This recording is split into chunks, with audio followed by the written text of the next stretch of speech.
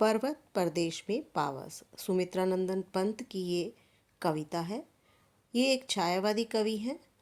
इसमें पर्वत प्रदेश में पावस प्रकृति का एक सौंदर्य दिखाया गया है। इस कविता में पर्वत के क्षेत्र में जब वर्षा ऋतु होती है तो उस दृश्य को, उसके प्रभाव को मनहारी चित्रण उसका किया गया है। ये दृश्य जादू के खेल की तरह लगता है, पल पल बदलता रहता है। पर्वत, तालाब, झरने सब पर मानवीय भावनाओं को आरोपित कर दिया है। यानी पर्वत, तालाब, झरने सबको मनुष्य का रूप दे दिया है।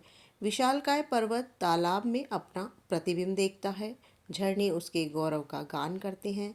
झरने झागों के रूप में अनोखी छटा उपस्थित करते हैं। बादलों का घिरना, धुंध का छा जाना पर्वत के विशाल आकार को गायब कर देता है। ये सब दृश्य जादू भरा, खेल भरा लगता है। इस प्रकार सुमित्रा नंदन पंत जी ने वर्षा ऋतु में पर्वत प्रदेश के सौंदर्य को दर्शाया है, प्राकृतिक दृश्यों को चित्रित किया है।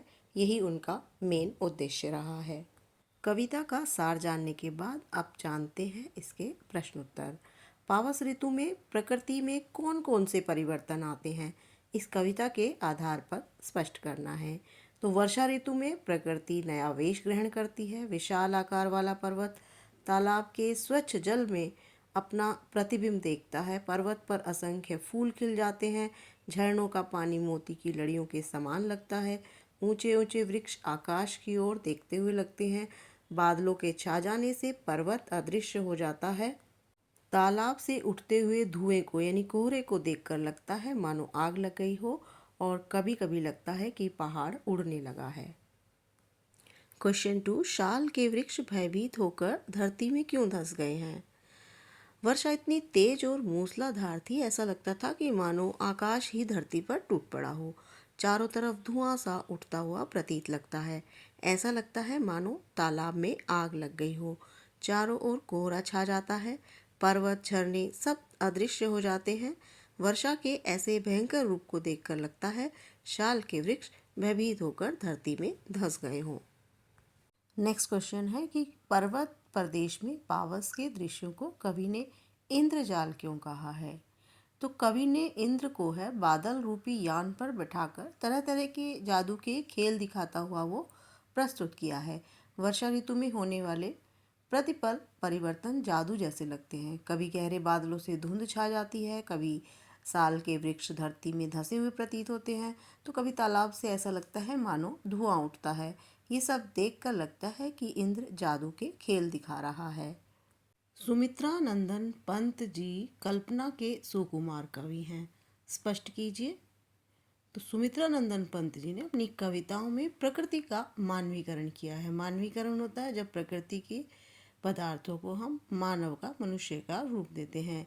जैसे कवि का किरणों से बात करना, अपने पैरों के पास ताल यानी तालाब के रूपी दर्पण में अपना रूप निहारना, झरनों द्वारा पर्वत का गुणगान करना, पेड़ों का अनिमेष आकाश की ओर देखना, बादलों का पंख फड़फड़ाना और इंद्र के द्वारा बादल रूपी यान पर बैठकर जादू के खेल दिखाना। इन मानवीकरण कल्पनाओं के द्वारा कवि की कल्पना की सुकुमारता दिखाई देती है। अगर आप चैनल पर नए हैं तो चैनल को सब्सक्राइब कर लें, लाइक, शेयर और कमेंट्स भी ज़रूर करें। अगला इम्पोर्टेंट क्वेश्चन है। इसके दो क्वेश्चन बन सकते हैं। जैसे पहला है कि वर्षा ऋतु में पर्वत प्रदेश पर प्रकृति प्रतिपल अपना रूप क्यों बदल रही है? या ये इस तरह से भी आ सकता है कि पल पल परिवर्तित प्रकृति वेश से कवि का क्या तात्पर्य है? दोनों में ही एक जैसा आंसर देना है। इसका उत्तर आप लिखेंगे कि जैसे प्रकृति प्रदेश में प्रकृति अपना रूप बदलती है, कभी मूसलाधार वर्षा, कभी धूप, तो कभी बादलों का छा जाना। धूप के निकलने पर आसपास के वातावरण का सौंदर्य प्रकट हो जाता है। फिर बादल आ जाने पर चारों ओर अंधेरा छा जाता है। ऐसा लगता है जैसे वृक्ष धरती में धंस गए हैं। झरनों का मोती की लड़ियों के समान लगना, झरनों का झरझर करके पर्वत का यश गान करना, ऐसा लगता है सचमुच ही प्रकृति जो है अपना रूप बदल रही है। अगला प्रश्न है कि कवि सुमित्रा नंदन पंत ने पर्वत की विशालता को किस प्रकार से चित्रित किया है? यानी कि पर्वत को विशाल दिखाने के लिए कौन कौन से शब्दों का प्रयोग किया है? पर्वत मेखलाकार है, ऊंचा है, विशाल है, उस पर असंख्य खिले फूल उसके नेत्र हैं। उसके पैरों तले तालाब का जल दर्पण के समान दिखाई देता है, जिसमें वो अपनी फूल रूपी आंखों से अपने प्रतिबिंब को यानी खुद को निहारता हुआ दिखाई देता है। और झरने से निकलते हुए झरझर के स्वर, ऐसा लग रहा है कि पर्वत का यश का गान कर रहे हैं। और इसी प्रकृति को जो है मनुष्य जैसी भावनाओं के साथ उसने पर्वत की विशालता को दिखाने के लिए इन शब्दों का इस्तेमाल किया है। क्वेश्चन 6 है कि पर्वत के हृदय से उठकर ऊंचे ऊंचे वृक्ष आकाश की ओर क्यों देख रहे हैं और वे किस बात को प्रतिबिंबित करते हैं। पर्वत के हृदय से उठकर यानी कि पर्वत पर जो ऊंचे ऊंचे वृक्ष लगे होते हैं वो ऐसा लग रहा है आकाश को देख रहे हैं और आकाश को छूने की कोशिश कर रहे हैं।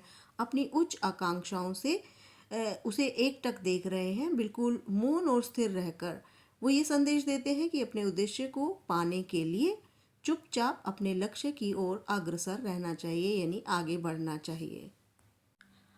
अब हम अपने लास्ट क्वेश्चन की तरफ जाते हैं कि इस कविता में मानवीकरण का अलंकार का प्रयोग किया गया है, तो उदाहरण के साथ स्पष्ट करना है। पंत जी ने कविता में अनेक स्थानों पर मानवीकरण अलंकार का प्रयोग किया है, जैसे पर्वत द्वारा अपने फूल रूपी नेत्रों से अपने प्रतिबिंब को निहारना और गौरव का अनुभव करना। झरने पर्वत का यशगान करते हुए दिखाई दे रहे हैं। पेड़ उच्च आकांक्षाओं से आकाश की ओर देख रहे हैं। बादलों का पंख फड़फड़ाना, इंद्र के द्वारा बादल रूपी यान पर बैठकर जादू के खेल दिखाना, इन सभी में मानवीकरण अलंकार का प्रयोग किया है।